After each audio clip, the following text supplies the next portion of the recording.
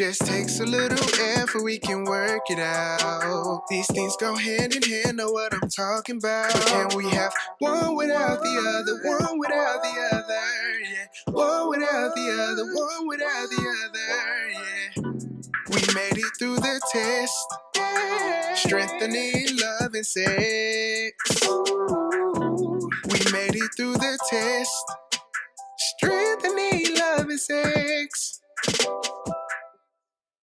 Hey everybody, Hello everyone. it's the Spencers and welcome back to the Strengthening Love and Sex podcast where we are naked and unashamed. Come on somebody. We are excited to be back with you for another episode, and last week, babe, we were talking about how to balance kids and intimacy. You know, everybody's gone back to school, they're getting back into the rhythm of life the second half of the year. And the challenges are the PTA meetings, dropping off at school, making lunches, going to work, homework, all of that. All of it. And we have to figure out, how do we balance all of that and still find love, time for love. A word that comes and goes, and no one really knows what it means to really love somebody. All right, singing is not our strong suit, No, but we it's got not. a song Yeah. for everything. Yeah. Listen, the thing we touched on last week, we talked a little bit about self-care. You remember that? We did. How important it is for self-care, and it just really brought out some more thoughts. We were thinking some more about how important self-care is. Because watch this, you cannot adequately experience pleasure in your sex life if you're exhausted, if you're anxious, and if your mind is racing. Absolutely right. You have to take care of self. Again, can you reiterate, babe, how important self-care is to intimacy? Self-care is so important to intimacy because it allows you to fully be present with your spouse. And if any of those things are going on, like Stacy mentioned, if there's too much going on in your head that you can't kind of put away to the side on your to-do list, or if there are too many things that you're running with the children, or even at work, you have to take care of self. I always like to say, if mama's not happy, nobody's happy. So that means we definitely need to take care of self. I definitely believe in happy wife, happy life. I also believe that men need to be happy. Women Definitely. need to be happy. And sometimes we have to pull apart to come back together so we won't fall apart. Right. The Bible says that even Jesus withdrew to lonely places. And I think in marriage, 80% of what you need in the marriage comes from your spouse. But the other 20 is up to you. Right. And so we're going to talk about the 20%, right? What it means to really do some self-care. And so one of the self-care practices that I do is exercise.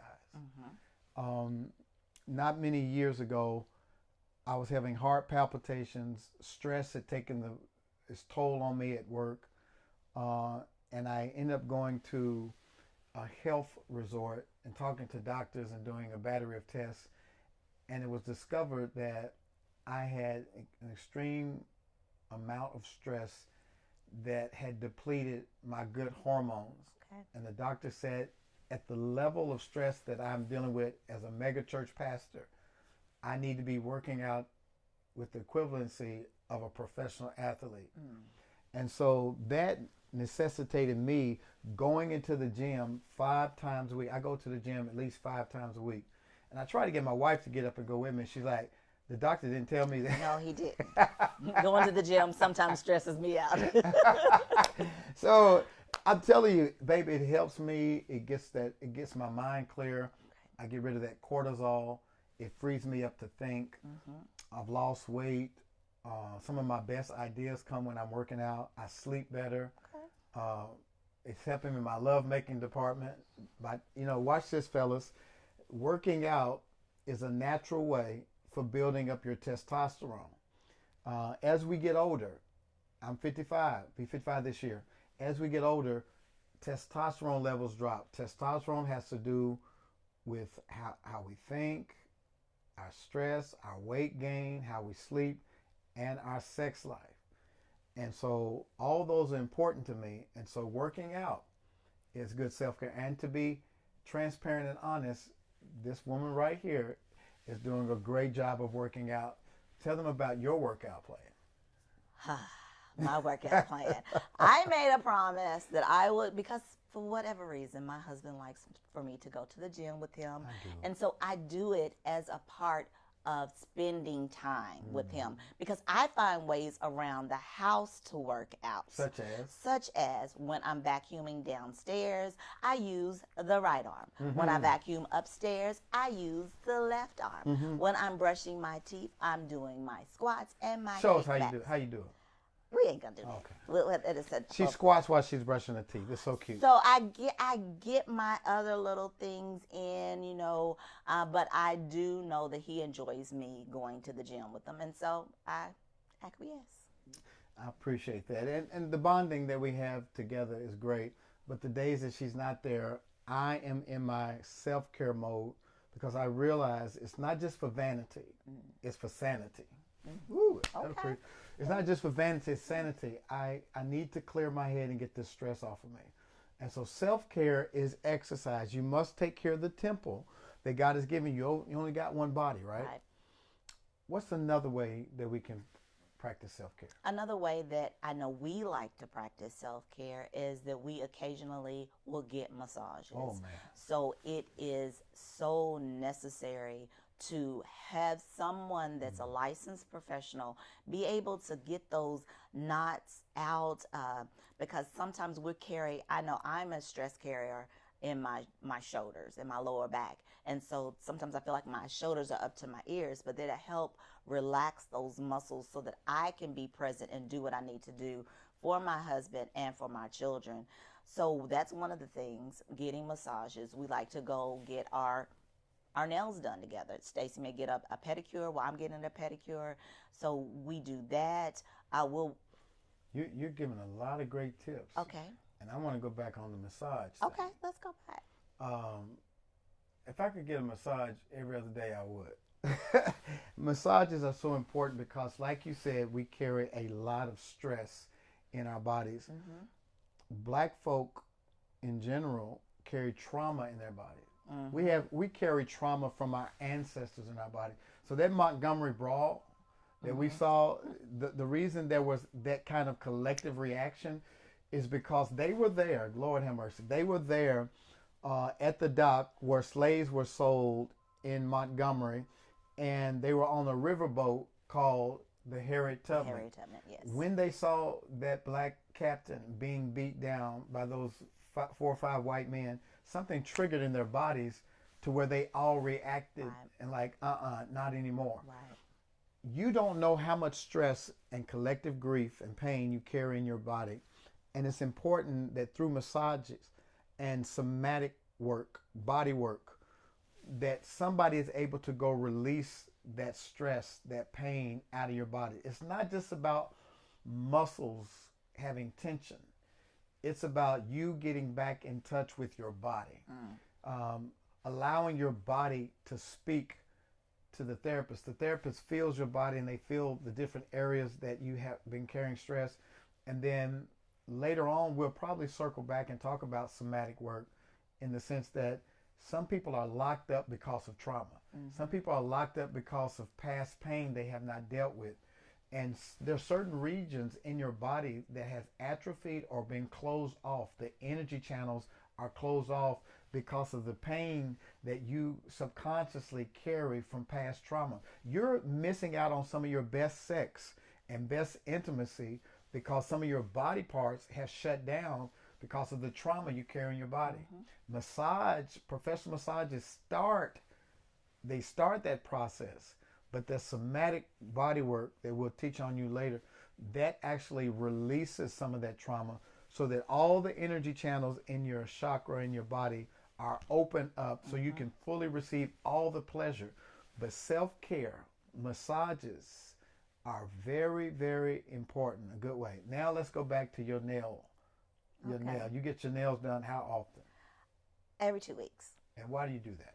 One, because I'm a stickler for my nails. But one, it's just having someone else to do my nails. You know, even when I go to get my hair done, just having someone else to massage my scalp, or they're, you know, giving me a manicure or a pedicure, just for someone to take care of me in a manner that I can take care of myself, but having that professional be able to do that. And sometimes, ladies, we are caregivers to so many individuals. We're becoming of an age where we're starting to take care of our aging parents, and they need us, our children need us, our spouses need us, but we need to let someone else take care of us in a healthy way. That's a great point. Pampering is so necessary. I remember the Wizard of Oz when they went to Emerald City. Yes. The Tin Man, the Lion, Dorothy.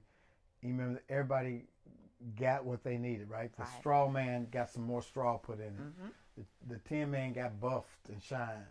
The Lion got a perm. Dorothy got made up. Everybody got some self-care. And I think it's important that we get what we need. Now, I am a metrosexual, which means I don't have a problem going to get my nails and my feet done. They call it mani-pedi. And just that hour of somebody else tending to me, doing something that I wouldn't normally do for myself, it helps. And I get it. Some of y'all don't have the discretionary funds to. I was talking to my 28-year-old the other day, and I said, "Do you go get a mani-pedi?" He said, "That's a what do you say? That's a luxury, not a necessity." And I feel you.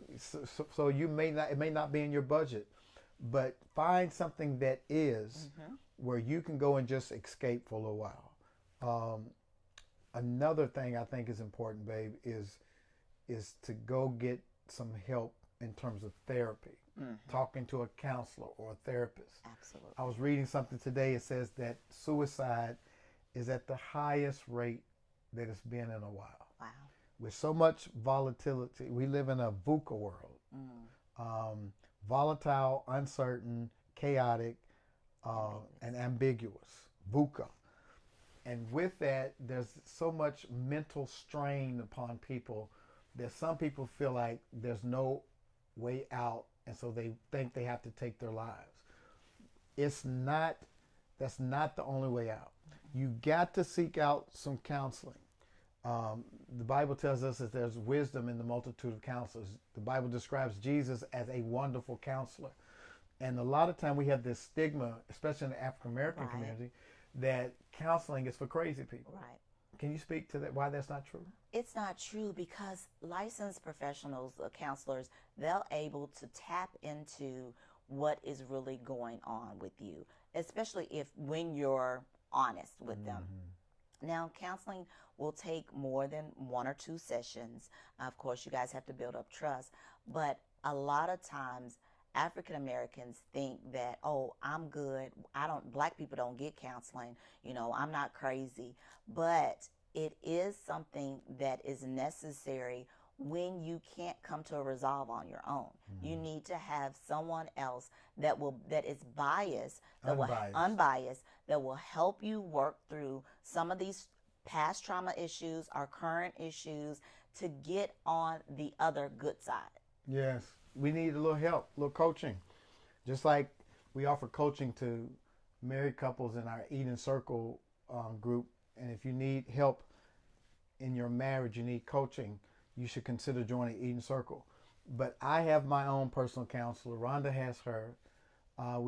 We've gone together to get marriage counseling when we needed it. Right. And it's helped because there are people that can give you tools that you don't have on your own. And so when you get to a place where you're mentally stuck, you're in a rut, it's okay to go seek out help. Everybody needs a coach. Everybody needs a counselor to help you get out of those rough spots, right? Right. I would add another thing that's good for self-care, and that's being outside. Remember, we were walking into the gym, and the older lady was telling us that the Japanese have this term called forest breathing. Okay. That when you go outside and enjoy nature, you're actually breathing in the forest. Actually, trees emit oxygen. And I think some of the purest oxygen we can receive, some of the purest breathing we can receive is when we're out with nature and communing with nature. Like hugging trees? Hugging trees, right. I was going to say that. The trees are living things. They are a living organism. And you should go out and be with nature and embrace nature. That is such a relaxing thing for me. Having been raised a country boy, I love going fishing. And there's a statement we have as fishermen that says, a bad day fishing is better than a good day in the office. It's very good to go out in the wilderness and unplug and take walks. Oh, and another thing of going out, it helps to ground you. And one of the things you can do immediately is to take your shoes off and go walk in your yard. Yes. Go walk in the grass. Just walk around in your front yard or your backyard or wherever there's some grass area. And that helps bring your sympathetic nervous system back down. And so you're feeling more grounded, more in touch with your heart. You slow your heart rate down, and that it makes you feel better. And breathing. I cannot stress enough how important it is in the mornings, as my wife said, to ground yourself, but to ground yourself in your breathing, right? So we talked about the cleansing breath where you breathe from your root chakra. You're seated, your feet are planted, and you take a deep breath in, right? And you exhale.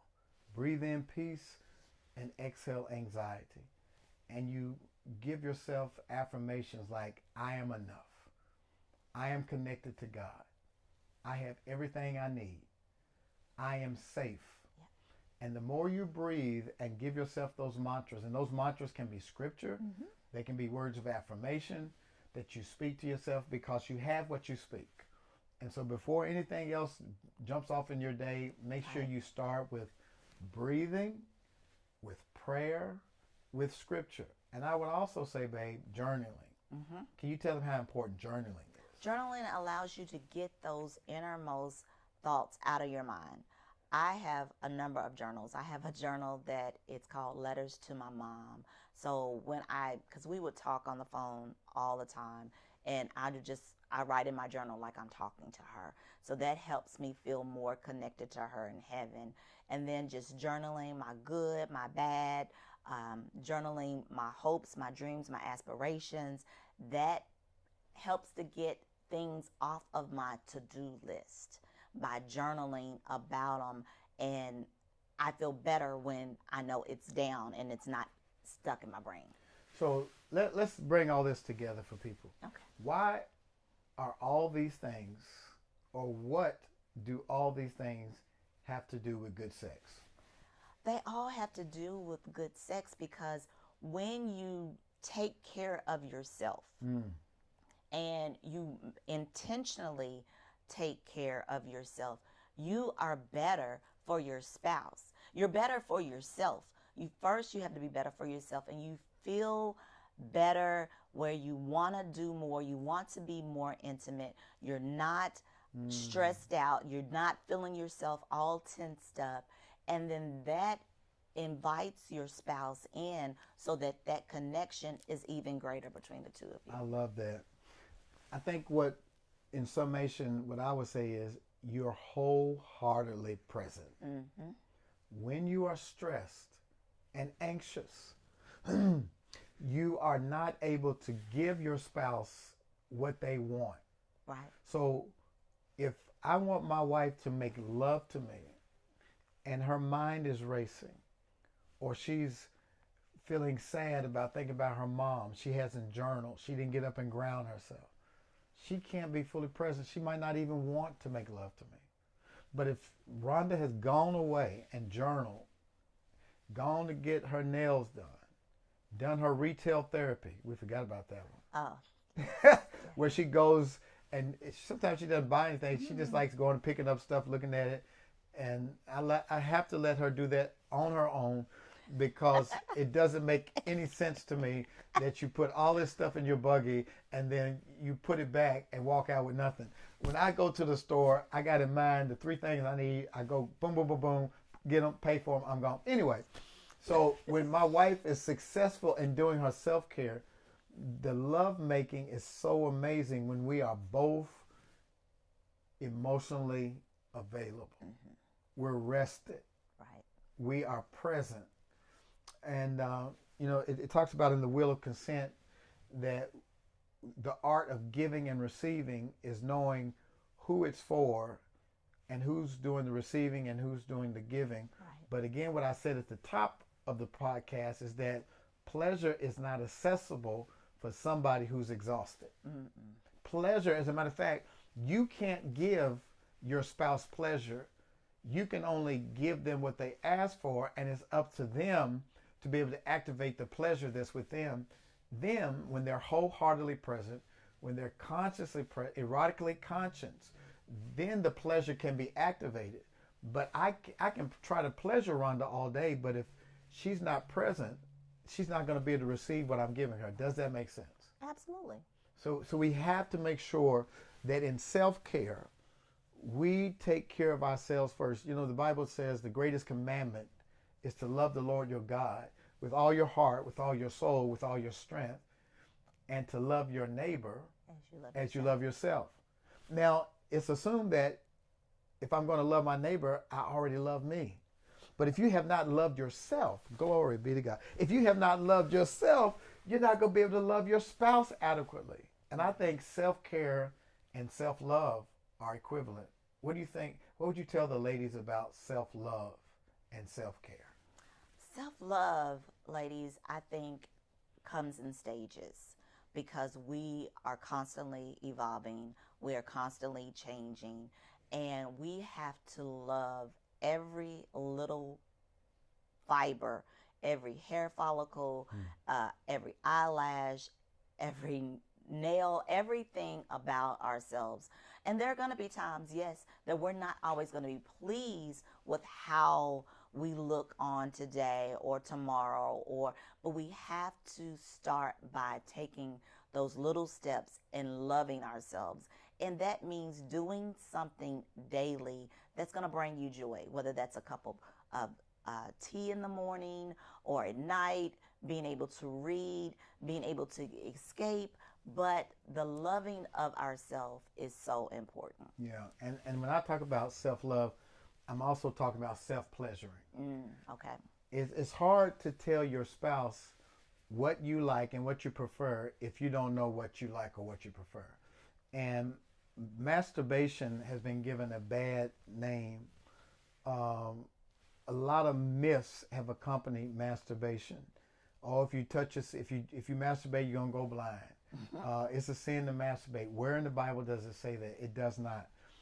Women have to be familiar with their body. Men have to be familiar with your body, and self-pleasuring does not always have to lead to ejaculation. Mm-mm. It's all about knowing what feels good to you, knowing your own pleasure centers, knowing how you want to be touched, what kind of rhythm do you require, and the only way to do that is by being familiar with your own body.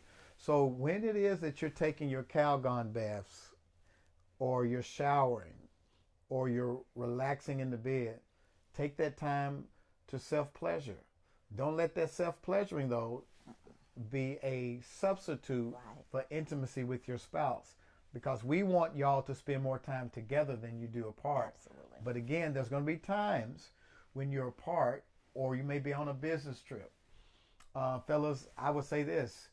There's nothing wrong with looking at the images of your own wife's body. You got a vault on your phone, you got some private pictures your wife sent you, and you want to pleasure yourself while you're away, or you want to FaceTime her while on your business trip, do that. I think that has integrity. Because for me, watch this, sexual integrity is when you are gratified by your spouse only, right?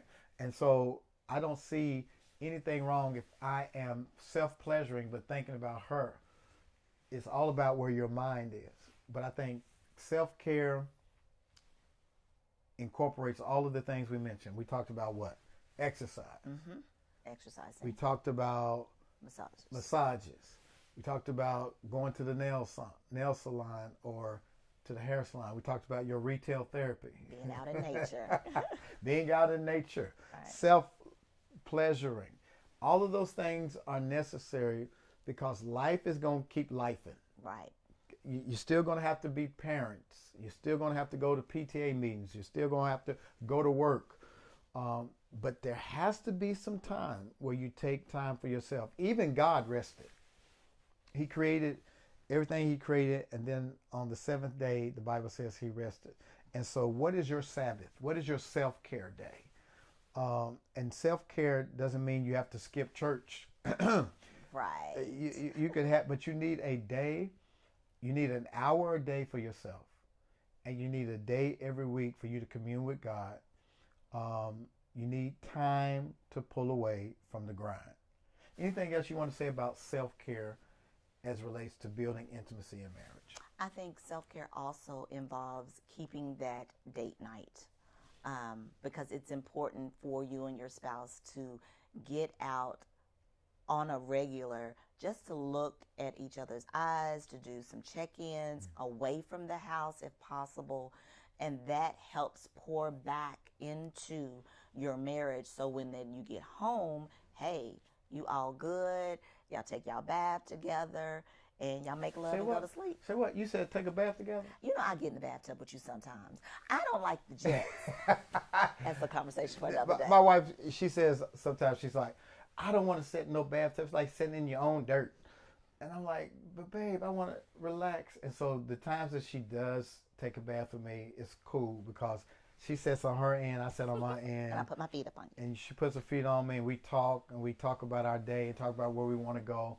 And it's real cool. But yeah, I do believe there's times we need to come together. But don't forget to take time for yourself. I'm going to say something to the men, and then you're going to say something to the women, and we're going to close it out. Men, it's okay to take some time for yourself.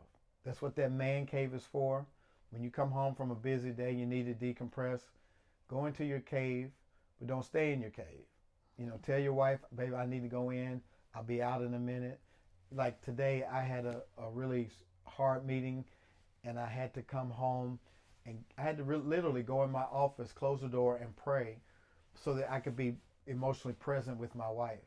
Because what we don't want to do is project our frustrations from the workplace to our spouses at home. So if that means you got to take an extra lap around the block or go into your room to decompress, have a glass of wine or get on your knees and pray or take a nap, do whatever you need to do. But then come back and be emotionally present with the one you love. What would you say to the women? Ladies, don't feel guilty for spending time with yourself. It is okay for you to come home and need a break before you start cooking dinner or getting things together for the next day. It actually helps with your mental for you to spend some time with yourself. If you're with your spouse, let your husband, your children know, hey, I'm going to be gone for a couple hours. If that means you've got to walk around a store. One of my favorites is going to Sephora and buying a new lip gloss, or that's some retail therapy for me. But do that and don't feel guilty about it. And then come back and be present with your family. I love it. Listen, we want you to know that we care about you, and we will hope that these nuggets that we're giving you on self-care and balance resonate with you so that you all can have the best sex, the best marriage, the best relationship that you can possibly have. And there is a survey that Rhonda and I put together, kind of a wellness check survey for couples. And so if you would like us to email you that survey, simply email me at drstacyLspencer@gmail.com, drstacyLspencer@gmail.com, and we will send you that survey to see how well you and your spouse are doing in your marriage. and where you could improve in some areas and make your marriage what you want it to be. And then could you tell them about Eden Circle one more time? Yes, Eden Circle is a program that we have where we have couples that are in it, that we all are striving to do better in our marriage. In Eden Circle, we offer counseling. We have monthly master classes. We do quarterly meetups. We have a lot of things that's going on, but if it's something that you think that you want to know more about, please go to www.theedencircle.com, and all of the information is there. And y'all, we got a dance coming up at the end of September. Rhonda and I will be celebrating 30 years of marriage. Woo! 30 years, we still together, baby. We still together. 30 years of marriage we'll be celebrating on September the 22nd. We're having a sneaker ball called Diamonds and Pearls. I'm a Anoop. She's AKA Diamonds and Pearls. Diamonds and Pearls are symbolic of 30 years. And so we want you to come kick it with us. It'll be on my drstacyLspencer.com website. You can go there, and through Eventbrite, you can purchase your tickets. And it's going to be awesome. We're going to have a live band, a DJ, a cash bar, dancing, food. It's about to go down. And so please come and join us, and we can't wait to celebrate with you in that way. If this podcast has been a blessing to you, do us a favor, subscribe to Dr. Stacy L. Spencer's YouTube channel and share this with your friends. Come on, please. Share. Share it, subscribe and share so that other people can get to the place where you are, and that's naked and unashamed. We love you guys, and we can't wait to see you next time. Go and be blessed. We made it through the test, strengthening love and sex. We made it through the test, strengthening love and sex.